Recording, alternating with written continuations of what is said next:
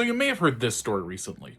Iran's president reiterating that Iran is ready to end the war, but it wants certain guarantees. Of course, asks for guarantees that Iran has already made. The U.S. has made asks of its own in terms of what it would take to reach a ceasefire, a 15-point plan. Now, I'm going to explain to you why this is a misdirection and why people who are uneducated about global civics don't really understand why this doesn't mean anything.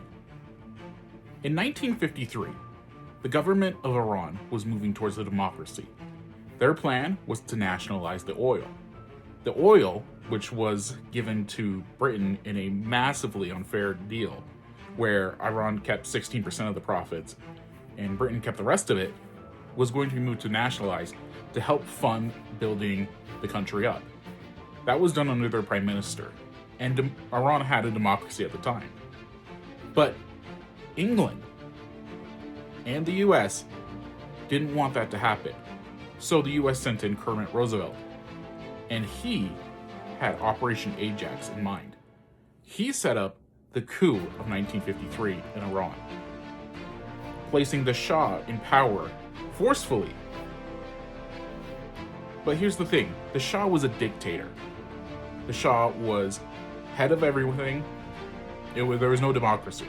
So the CIA with Operation Ajax and MI6 with Operation Boot destroyed Iran's democracy in 1953.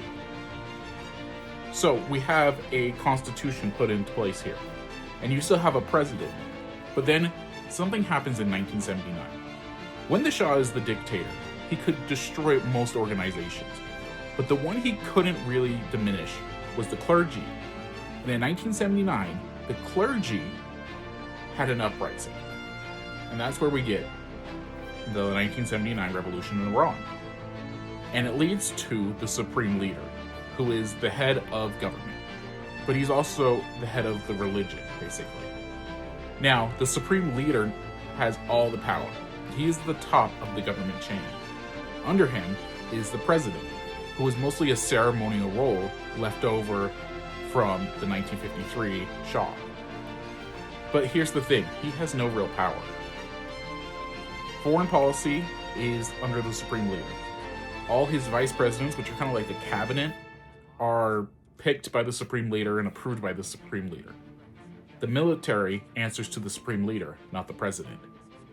The only thing that the president has is the UN still recognizes him as the leader instead of the supreme leader, which doesn't actually mean anything.